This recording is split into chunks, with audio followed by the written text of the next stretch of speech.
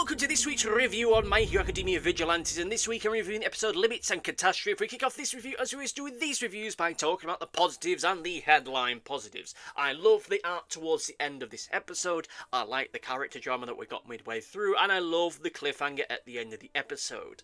Just a quick point, I am recording this with the window open, so if you hear any weird noises in the background, you know what that is. In any case, as far as this review itself is concerned, I know that this is going to feel a little bit bottom heavy, given that most of my praise is focused on the latter half of this episode, which, you know, is true, but, you know, I will be honest with you, that's mostly the stuff that I did enjoy about it. And whilst I did enjoy the stuff that we saw towards the start of it, in the opening half of it, I will say is I feel that it's stuff that would just look better in an anime more so than it does necessarily in a manga format, because a lot of it is stuff that does take up a lot of time, and ultimately all it really is a montage of action which was well put together. It isn't really much of a muchness, for obvious reasons which I'll get into as the review itself goes on. We see almost all of our pro heroes going to work to try and save the day, though some of them look like they're about to go and have a kip, given the little montage that we saw of them just before all that. The whole action sequence itself is short but efficient, and it gets the point across. It is thrilling and exciting enough for what it is. It is a bit short, I will admit, given how much time was spent on the stuff with the Communicators, which itself was... okay, on the one hand, it's neat that we saw it, but on the other hand, it went on a bit too long. Not enough to necessarily be a negative for me, but it's still a bit of a misstep. But beyond all of this, I do feel that this is an episode that does get better the further along that we get into it, and that is why this review seems weighted towards the latter stages of it. The artwork that we get as this episode goes along, particularly in that final stretch, is really spectacular, really next level stuff. One of the things I really do enjoy about it is that shot, that panel that we get with the delivery man just looking so strange, so manic, so uncanny. This twisted, distorted look at him as he's ranting and raving, just trying to make this whole plan work, because it's definitely going to work this time, because he's the mastermind of all of this, and you can't get one run around him, he's going to win the day. He certainly bloody well is. And despite him saying all of this, and despite him trying to come across, he's still this mastermind, that he's still in control of everything. He just looks royally nettled, and as though, oh crap, things are really going to go wrong here, and I can't let them go wrong, because I'm the genius here, I'm the supervillain this world needs, because and all that kind of stuff. And from what we've seen previously with him, this is totally keeping with his character, because he has been shown to have a bit of a short fuse, only this time he isn't caving someone's head in, now he's just going full force to try and get a win. I will admit that the whole thing with the remote to control the mutation thing and make it even more explodey feels a little bit bullshit, but it feels bullshit in the way that similar kind of devices are in other comic book series. Like if it was Dr. Octopus or somebody using a device like this to make a monster more explodey, I suppose I'd accept that, but whatever. Again, it's not necessarily a thing I could count as a negative. It just feels a little bit of a tenuous way to up the drama up. But like I say, I really just love how strange, uncanny, warped and deranged that he looked in that panel work. The pretense of him being some kind of aloof, cool customer, confident, someone who's a master of planning, a master of just manipulation, and this supervillain mastermind is just rapidly tumbling away as it just becomes even more apparent what an unstable nut he really is. Now, I will grant you that this kind of character and this kind of villain isn't too original as far as this series itself is concerned.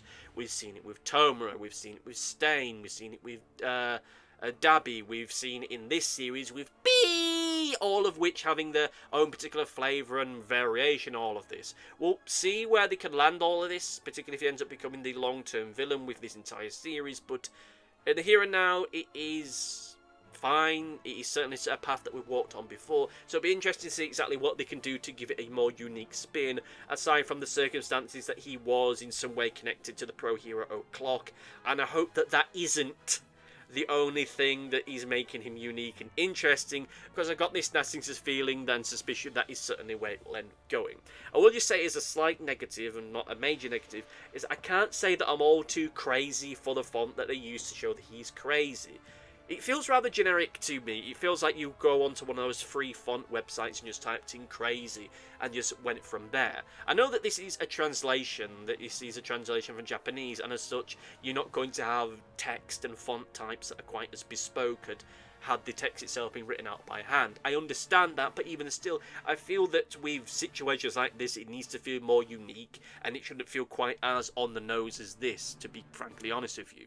With that said, however, this entire sequence of events is the most interesting that he has ever looked. He has, up until this moment, had just a feeling of just a rather, and I hate to say it, rather generic, enigmatic villain kind of character, one that's obscured by shadows because, ooh, they're a man of mystery, ooh, go to hell. I've seen this thing a dozen times before, and this isn't sufficiently interesting to make this work, but I will just say is that what we end up having here is more interesting. Largely, that comes down to just the abstractions and design of his character, particularly in that particular sequence. When this series has led into this more, and lent into, I should say, into series and sequences, events like this, into artistic and stylistic twists like this, it has been great, and it is oftentimes those moments that really make this series pop in a way that I can't comment as far as the manga for the main series itself is concerned, but at least as far as this series itself is concerned, oh boy, I really do love it, and I love the way that it ends up looking. And here, yeah, it stands out. And maybe the reason why it stands out as much as it does do is because of just how rarely these moments come along. But hey, when they come along, it looks great. Everything in this series up until this point, whilst it is stylistic and at times is rather expressive to the point of being cartoony look to it, when we have these darker, more twisted moments, oh god, they really do hit really well with me, and I do love them. I love how moments like this, when the artwork does get as grotesque and as strange and as twisted as this, I love it. I love the juxtaposition there, and it just, again, undermines just what a twisted son of a bitch this guy really is. This, of course, ends up leading us to the big cliffhanger moment where, and I'm talking about this in the connection with the artwork, and I just love the artwork that we do end up getting here. I'll discuss my feelings on it as far as the cliffhanger itself in just a moment, but I just love the level of detail that we get on this.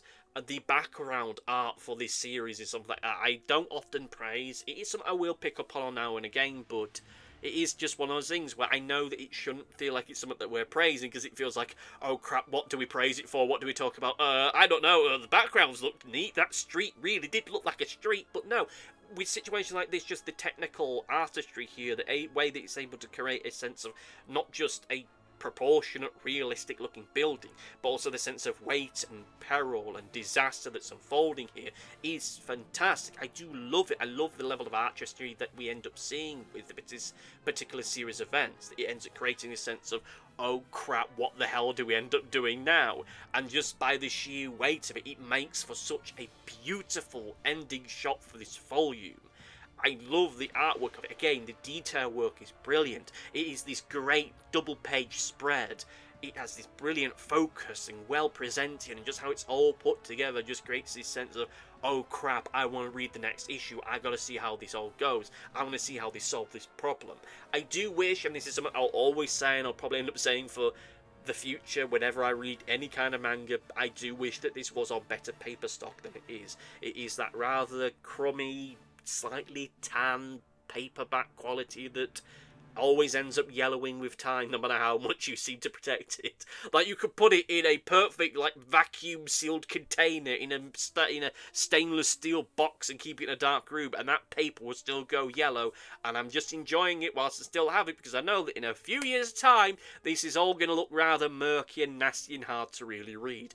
Please, just start doing this stuff in hardback and put it on that nice, just crisp, thick, white paper stock, please. It'll make the artwork really pop. But hey, that's maybe if this becomes the big giga hit that a lot of people are hoping it will do, we'll get that. Like I said, the artwork here is just great, and it's stuff that really does elevate this episode to the next level. It takes it that level beyond. The stuff that we get with the Pro Heroes, whilst I'm not a massive fan of it, I do like it.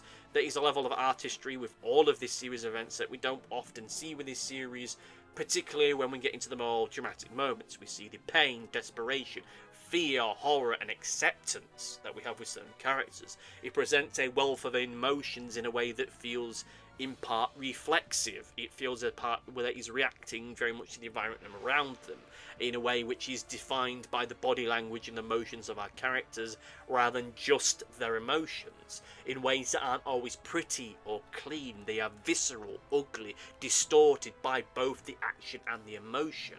And whilst I do love how clean the artwork in this series often is, it's the moments like this, like the aforementioned moment with the delivery man, and with the moments where Crawler is reaching out to try and save Captain Celebrity, that really do stick out to me, because they are emotive, but they are emotive in a way which does not feel overly showy. They are emotive in a way which feels physical and visceral, and I really do enjoy that. And this helps itself to underline the character drama that we get midway through when Captain Celebrity lets go. He has used the last of his power to try and hold up the Sky Egg whilst getting walloped all this time. Now the Sky Egg is secured, and he's just letting go. He has no more strength to give, and now he's trying to go out on his own terms.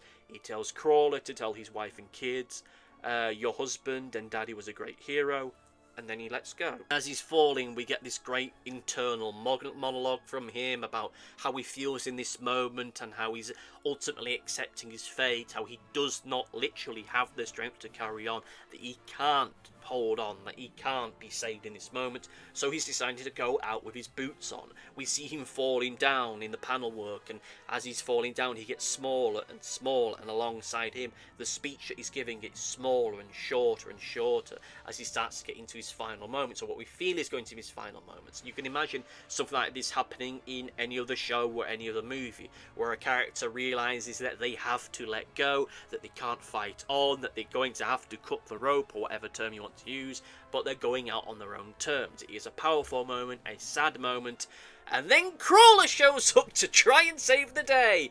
Emphasis on the word try, because he cannot fly, so he's just let go of the side of a building and is now starting to fall to his death.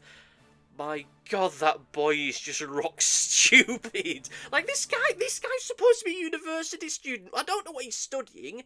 I suppose he must be studying how to blink and walk at the same time, given how dumb this guy can be. But still, you know, we have this beautiful, emotionally heavy-hitting moment from Captain Celebrity, and then Crawler just lets go of the building to try and save him, despite the fact he has no powers that really can help him in this moment. And just imagine this from Captain Celebrity's point of view. He's having this emotional moment where he realises that he's at his end, and he's making peace with it. He's looking back on his life, all the good moments, the times that he spent with his family, his friends, his wife-to-be, the brief moment he was there with his kid.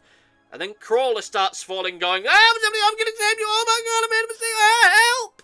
And now Captain Celebrity is trying his absolute best to use the few fibres, the few little embers of his power that he still has left to try and save Crawler, while he's yelling to himself, God in heaven, heroes, anyone, please save him, please save this brave kid, forget about me, save Koichi, the most selfless that he has been in this entire bloody series, this epic moment with his character. And it's happening because Koichi, Crawler, was a colossal tit. And then we get the pro heroes scrambling to try and save them both, and they're starting to get close to, but oh no, because of this whole stupid series of events with Crawler being a dumbass, one of the monsters is now broken loose, the smoke screen is obscuring them, they can't be stopped, and then boom, they blow up, and now the Sky Egg's starting to fall down, and we get into the cliffhanger, the great cliffhanger. Look, I'm sure that at the end of the day, this will all turn out alright in the end, the fate of Captain Celebrity notwithstanding, because, let's be honest, they aren't going to kill off a minimum of 50,000 people, including our heroes, and end this series there and then. If it weren't for the fact we knew there were volumes after this, there's no way that this is how this would end up ending. I mean, they're not going to do that, because then, we'd have to focus on Knuckle Duster from here on out getting his revenge, which, as interesting as that would be, look, I don't think there's much legs in that. They would need to a very abrupt and kind of somber way to wrap all this up. But hey, we know where all this is going. We know how all this is ended up putting together. I will say is that it was a moment I wasn't expecting, which is what really makes it work. Because when we have these end of volume moments with this series, stuff like this doesn't really happen, because the events that we see in the particular volume are rather self-contained. Even if the thing that we wrap the volume up with is just a fairly low stakes, fairly standard action sequence, it is still self-contained enough that by the end of the volume, everything is done, everything is dusted. There may be some hint of some greater mystery or conspiracy that we're going to explore maybe in the next volume or so, but by and large they're all kind of self-contained. Granted, minus the previous one, which ended with Knuckle Duster going to Hong Kong, which we still haven't really picked up upon, and there was, of course, stuff with Knuckle Duster overhanging a few volumes ago that didn't really go anywhere, which should have done, but we've never had anything quite like this where we are literally ending midway through an action sequence. And I do like it. I think it is great. And again, I think that the artwork itself is beautifully detailed. I really like the fact it is this double-page spread with all the onomatopoeias and action noises and sounds around it. It's really spectacular, just attention-grabbing thing that really makes you want to read the next volume. And well, it's probably going to be a while before you get to the next volume because we're only a few weeks away from the anime starting. But hey, that's a me issue, not a you issue. With that said, however, let's get into the negatives. And I don't really have any, and whilst I did say that this isn't really something I should talk about as a official negative, it's still something I think bears repeating and giving a little bit more focus. Is I think that the page is spent talking about the communicators and who's got the communicators and which team's got the communicators. Oh, Ingenium's team's got the communicators and not everyone else has got the communicators. They've not been briefed on how to use the communicators. It went on far too long and ultimately took too much away from the episode. It's something that really could have been done over the course of a couple panels rather than like a page and a half, and that takes away from other things. What you'd then use that other page and a half for, I really don't know. Maybe you elaborate on the action sequence that we got with the pro heroes, because I think that despite the spectacle of that and the potential spectacle of that, it was kind of lacking. But as I've said previously, I think that stuff that's just in general would just look better in an anime more so than in a manga. But whether or not the series actually gets this far, we'll see, because, well, we've not even got that far yet. But still, with that said, to get into the overview, I do like this episode a lot. I really have a decent respect for it. I think it's a fine way to end the volume. I'm not going to say that I'm in two minds as to whether or not it should end on a cliffhanger like this, because I do think it makes for a fantastic moment. And to be honest, if you were to be reading this as it went out, you'd only really have a cliffhanger about a week or so, maybe 2 weeks if there's a break. But even still, I think it's a very effective ending. I think that it's interesting and set us up for interesting places. I'm not sure when we'll get back into the manga, because we've got the anime coming up in a few weeks' time. And to be quite honest with you, I'm not all that keen on starting the next volume, bearing in mind that we're going to have to stop it midway through and take a 6-month gap, potentially, depending on how long Vigilantes is going to end up being. With that said, however, we'll just move on and say, great episode, enjoyed it for what it is, and now we move into Comment Corner!